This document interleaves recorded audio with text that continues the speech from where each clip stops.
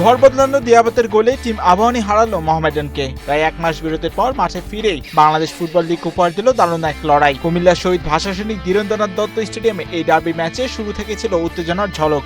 এদিন ম্যাচের তৃতীয় মিনিটে কর্নার থেকে অলিম্পিক গোল করেন মোহামেডানকে এগিয়ে দেন মোজাফফরভ। তার এই গোলে চাঙ্গা হয়ে ওঠে সাদা কালো দলের সমর্থকরা। তবে বেশিক্ষণ সেই আনন্দ ধরে রাখতে পারেনি তারা। ম্যাচের ১৭তম মিনিটে এমেকার চমৎকার পাস থেকে দারুণ স্কিলে ডিফেন্ডারকে কাটিয়ে গোলরক্ষককে ফাঁকি দিয়ে সমতায় ফেরান তরুণ স্ট্রাইকার মিরাজুল ইসলাম।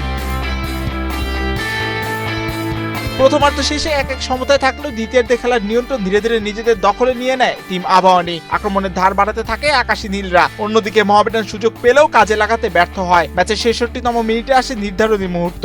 অসাধারণ ড্রিবলিং করে ৩ ডিফেন্ডারকে কাটিয়ে কাটব্যাক পাস দেন এমেকা। সেই বল পেয়ে নিখুঁত শটে জালে বল জড়ান সুলেমান দিয়াবাতে। সাবেক ক্লাবের বিপক্ষে এই গোলেই হয়ে ওঠে ম্যাচের ভাগ্য নির্ধারণকারী। শেষ দিকে অনেক চেষ্টা করেও আর ম্যাচে ফিরতে পারেনি মোহামেডান। ফলে ২-১ ব্যবধানে জয় তুলে নেয় আবাহনী। আর ৩ বছর পর লিগে চিরপ্রতিদ্বন্দ্বীদের বিপক্ষে জয় পায় তারা। এই জয়ে পয়েন্ট টেবিলের দ্বিতীয় স্থানে উঠে এসেছে আবাহনী। আর টানা ব্যর্থতায় মোহামেডান নেমে গেছে ৭ম স্থানে। মাহিউজ্জামান, বাংলাদেশ প্রতিদিন।